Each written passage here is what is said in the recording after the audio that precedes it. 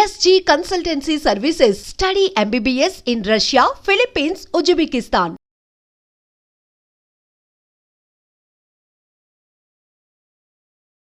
I'm a లై Hunter అన్నాడు, అబద్ధాల వేటగాడిని అన్నాడు ఆయన. ఈ మానవవాదోద్యమంలో, హేతువాదోద్యమంలో ఉన్నవాళ్ళు they are fighting lies and deception. ఈ లైస్ అండ్ డిసెప్షన్స్ అన్నవి కొంతమంది క్వశ్చన్ చేయరు. ఏ ఫీల్డ్లో చేయరు అని అంటే, ఇప్పుడు చిట్ ఫండ్ పెట్టారనుకోండి, బ్లేడ్ కంపెనీలు ఉంటాయి.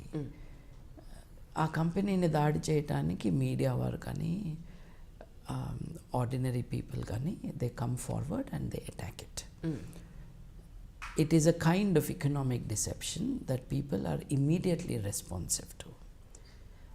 సడన్గా ఒక రంగు దుస్తులు వేసుకున్న వ్యక్తి కానీ, గడ్డం పెంచుకున్న వ్యక్తి కానీ వచ్చేసి దేవుడి పేరుతో నేను ఇదంతా చేస్తున్నాను అన్నప్పుడు అందరూ జంకుతారు. The difference between some of those who fight blade companies for example and me is ఈ ఫీల్డ్ని వాళ్ళు టచ్ చేయట్లేదు కాబట్టి, ఎవరు చేయని కారణంగా it becomes a big business. కాబట్టి we should talk about it అని. అమెరికా ఉందండి. అమెరికాలో చర్చిల పేరుతో చేస్తున్న మోసాలు, అక్కడ చేస్తున్న ఆర్థిక నేరాలు, it runs to tens of billions of dollars. అక్కడ కూడా ఫైట్ చేశారా మీరు? నేను యుఎస్లో యాక్టివిజంలో ఉన్నప్పుడు yes, but my main base is UK అండి. But my colleagues are there అమెరికాలో. They have been fighting. ఇక్కడలాగా ఒక సమస్య వచ్చినప్పుడు లేదా ఒక ప్రాబ్లం వచ్చినప్పుడు వాళ్ళని ఫస్ట్ బాండ్ చేయడమో, లేదంటే అరెస్ట్ చేయడమో, లేదంటే కోర్టులో కేసు వేయడమో, it is such a long process in India. కానీ అక్కడ మీకు చాలా రోడ్గా, చాలా షార్ట్ లెంత్లో జరిగిపోతూ ఉంటాయి కదా. మరి మీకేం ప్రాబ్లం అనిపించలా? ఇది నిజం, ఇది అబద్ధం అని మీరు ఫైట్ చేయడానికి వెళ్ళినప్పుడు అక్కడ అబ్రాడ్లో మీకు ప్రాబ్లం అనిపించలేదు? అంటే మనం ఒక మిస్కన్సెప్షన్లో ఉన్నామండి. భారతదేశంలో స్వేచ్ఛ బాగా ఉంది అని, వేరే దేశాల్లో లేదు అని. The opposite is true. మనము ప్రపంచ దేశాల్లో ఫ్రీడమ్ ఇండెక్స్ అని ఒకటి ఉంటుంది.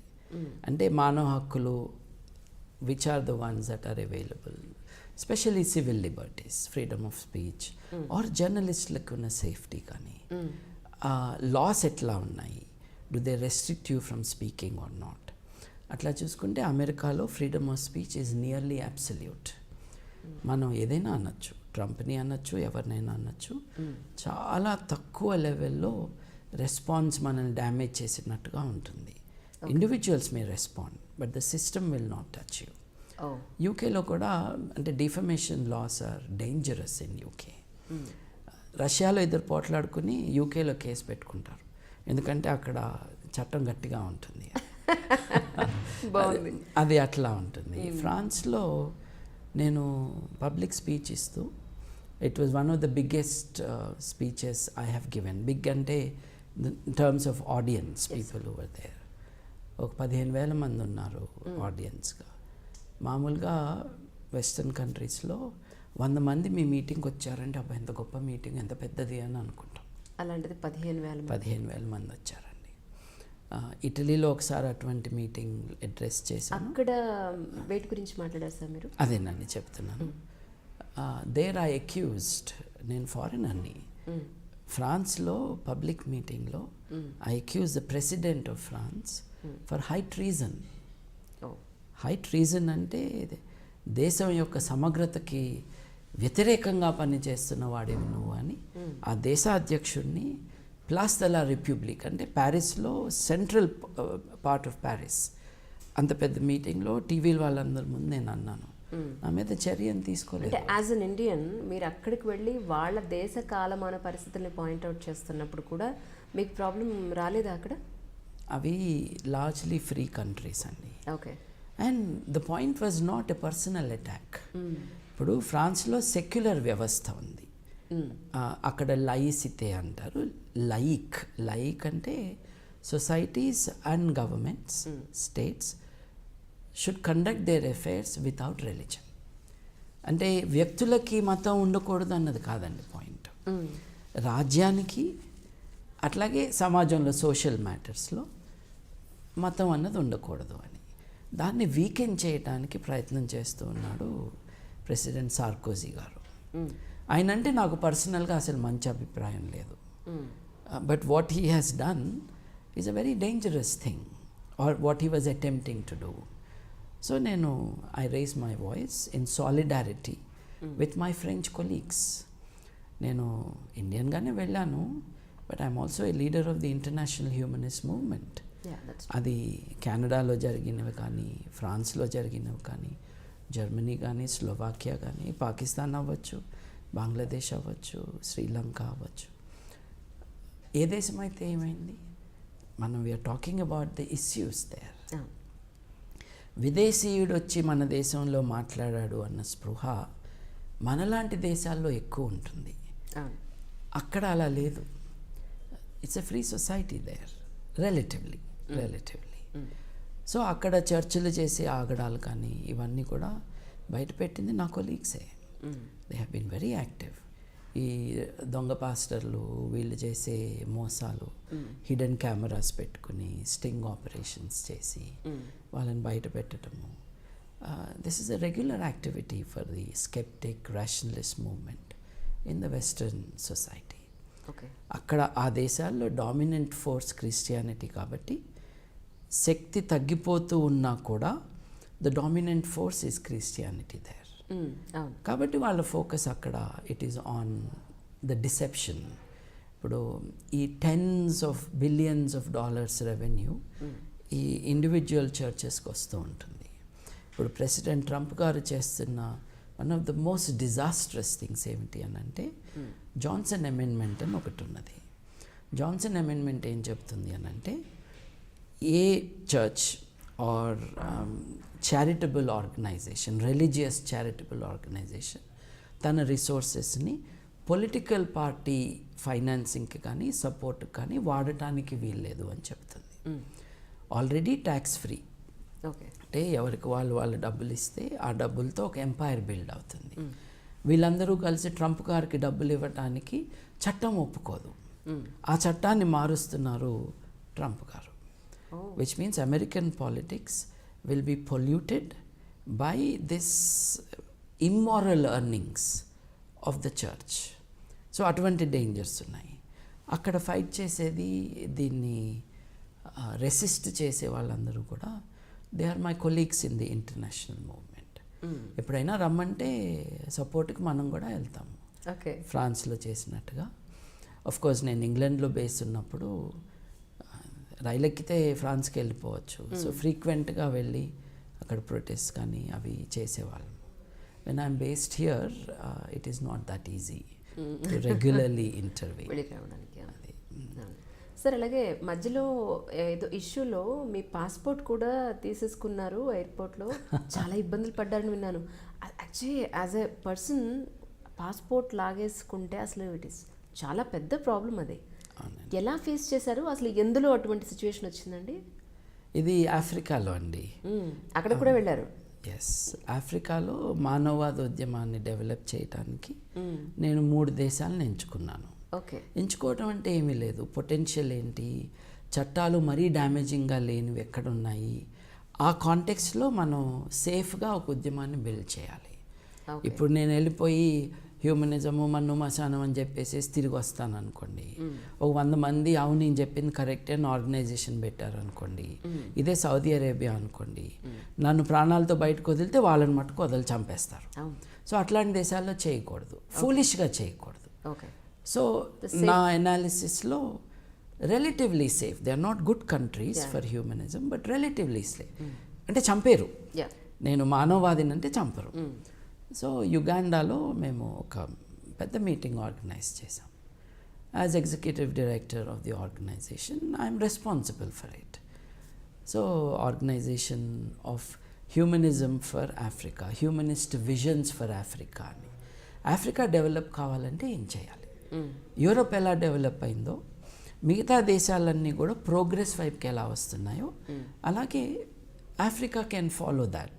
యుగాండా చాలా ఆర్థికంగా వెనకబడిపోయిన ప్రాంతం రిలేటివ్లీ అండి, but it's not dying of hunger. It is okay, Bradley okay. So యుగాండాలో humanist visions for Africa Africa నుంచి చాలా దేశాల నుండి they came to that. Tanzania నుంచి వచ్చారు, రువాండా నుంచి వచ్చారు. సక్సెస్ అయిందండి అది మీరు వెళ్ళిన? It was a grand success అండి. ఓకే. అయితే ఏమైందంటే end of the third day, second day of the conference, audience నుంచి ఎవరో క్వశ్చన్ అడిగారు. ఏమని అడిగారంటే సెక్షువల్ ఆటోనమీ గురించి మీ అభిప్రాయం ఏమిటి అని.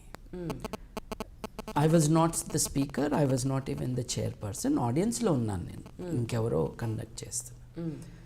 జిమ్ హెరిక్ అని ఒక colleague, he is an editor, a journalist, and an intellectual from UK. Jim Herrick దీనికి ఆన్సర్ చెప్పాడు. ఎవరు కూడా ఇంకొకరి సెక్షువల్ ఓరియంటేషన్ కారణంగా డిస్క్రిమినేట్ చేయడానికి వీల్లేదు అని. ఆ గ్రూపులో ఉన్న ఒక లేడీ అయితే హోమోసెక్షువాలిటీని మీరు సపోర్ట్ చేస్తారా అని అడిగింది. So typical question. హోమోసెక్షువాలిటీని మేము సపోర్ట్ చేయటం ఏంటి, హెట్రోసెక్షువాలిటీని మేము సపోర్ట్ చేయటం ఏంటి, మేము అపోజ్ చేయటం ఏంటి, కాదు, ఎవరి ఇష్టం వాళ్ళది అన్నదాన్ని సపోర్ట్ చేస్తాం. ఇప్పుడు కన్సెంటింగ్ అడల్ట్స్ మధ్య ఇది ఈ పర్టికులర్ ఫార్మ్ ఆఫ్ సెక్స్కి మేము వీఆర్ ఫర్ అని అంటాం ఏంటి?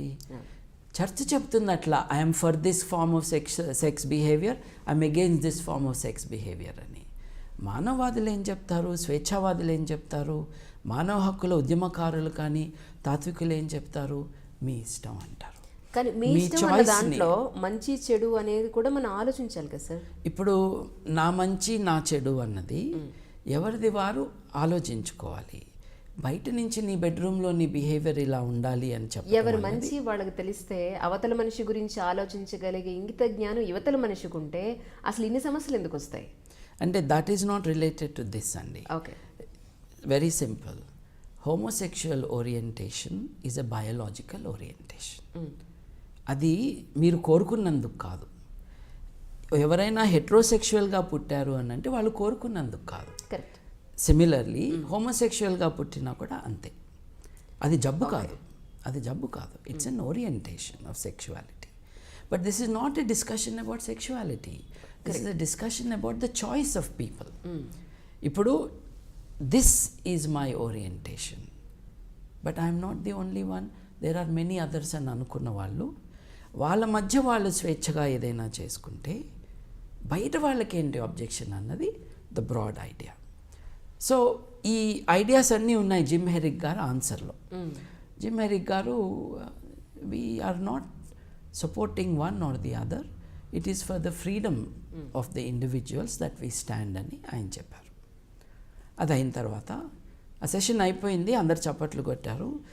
ఉన్న వాళ్ళందరూ మానవవాదులే కాబట్టి, ఉన్న వాళ్ళందరూ హ్యూమన్ రైట్స్ డిఫెండర్సే కాబట్టి యూనివర్సల్ స్టాండర్డ్స్ ఆఫ్ హ్యూమన్ రైట్స్కి అనుసంధానం చేస్తూ ఇచ్చిన ఈ స్టేట్మెంట్ కాబట్టి ఎవ్రీబడి లైక్డ్ ఇట్. ఆ తర్వాత ఒక ఆయన వచ్చాడు, వచ్చేసి నేను న్యూ విజన్ న్యూస్ పేపర్ నుంచి అండి, I'd like to have an interview with you అన్నాడు. రండి కూర్చోండి అని కాసేపు మాట్లాడాను ఆయనతో. మాట్లాడిన తర్వాత ఆయన వెళ్ళిపోయాడు. దెన్ లోకల్ ఆర్గనైజర్ మా ఫ్రెండ్ అండ్ కొలీగ్ దేయో శశికతలోకో ఆయన పేరు అది.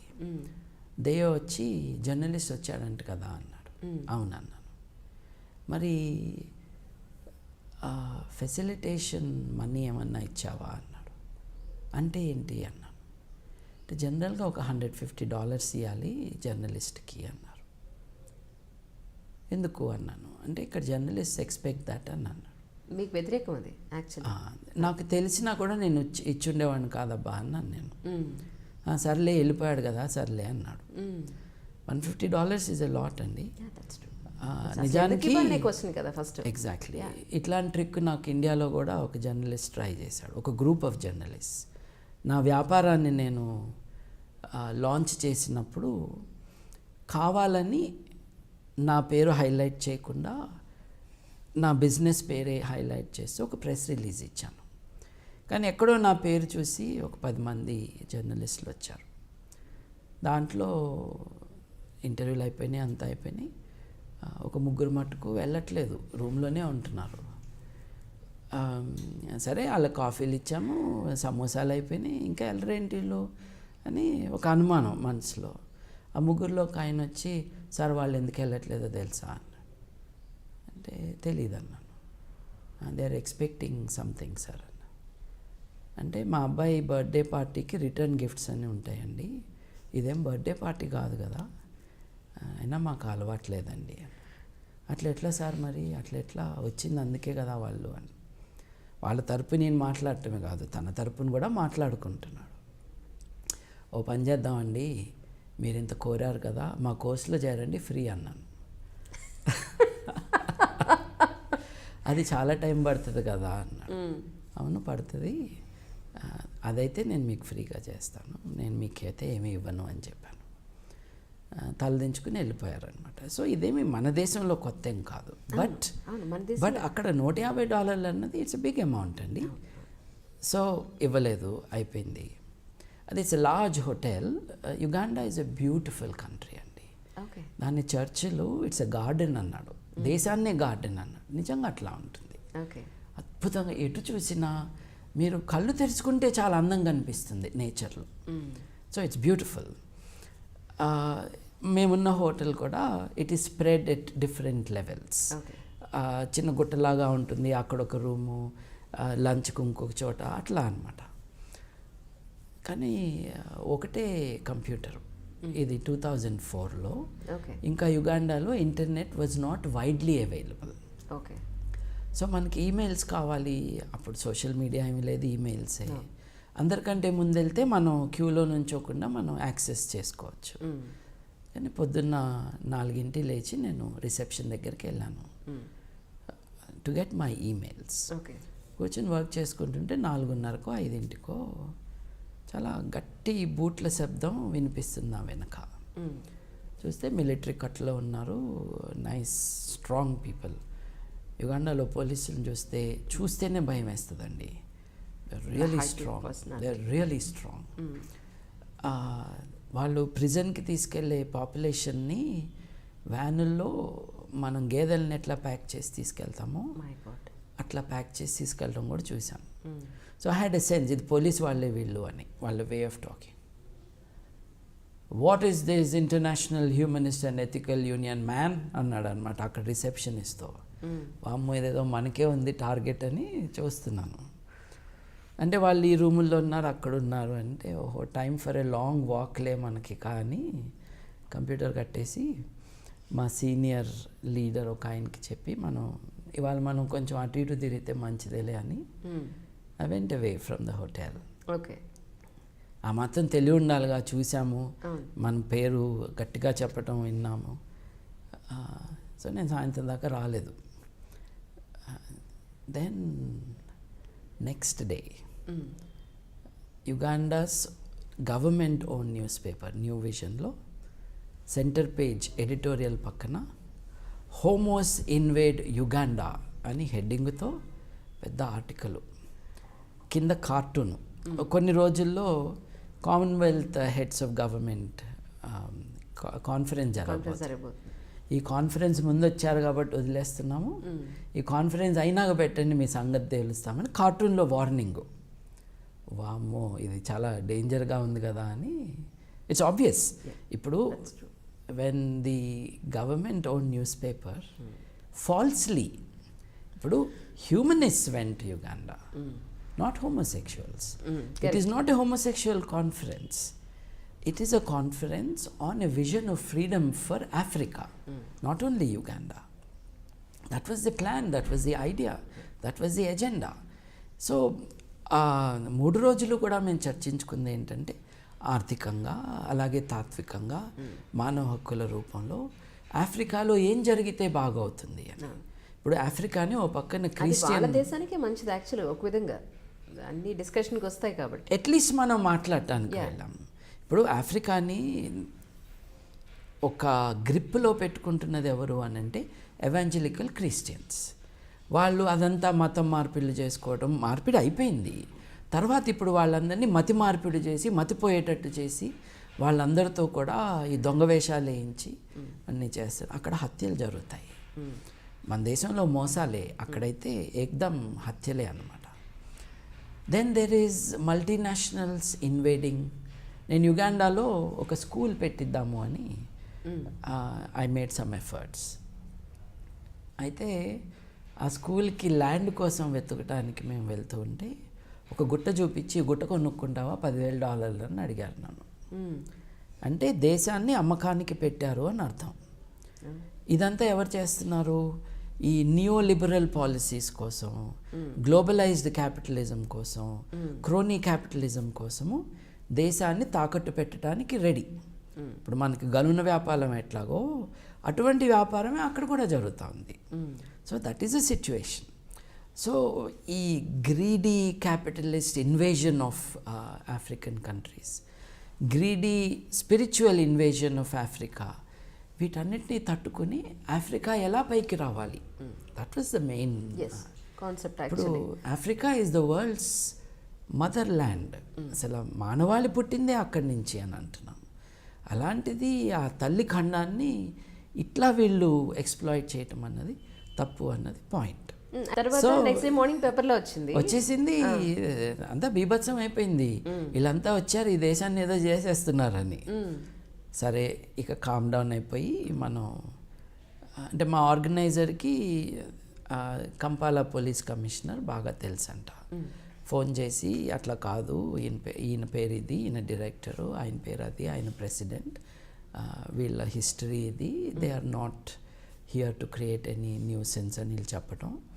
నో యాక్షన్ వాజ్ టేకెన్ అండి.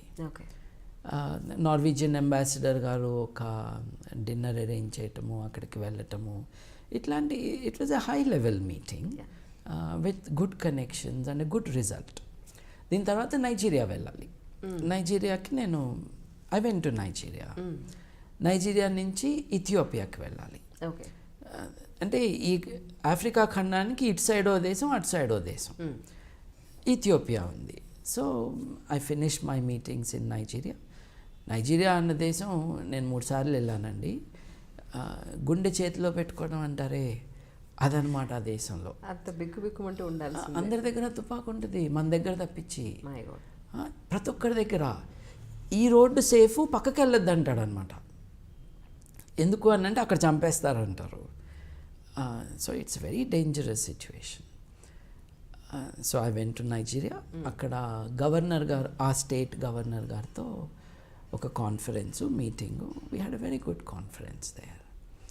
తాయ్ సోలారిన్ అని ఒక గొప్ప morally upright humanist in Nigeria.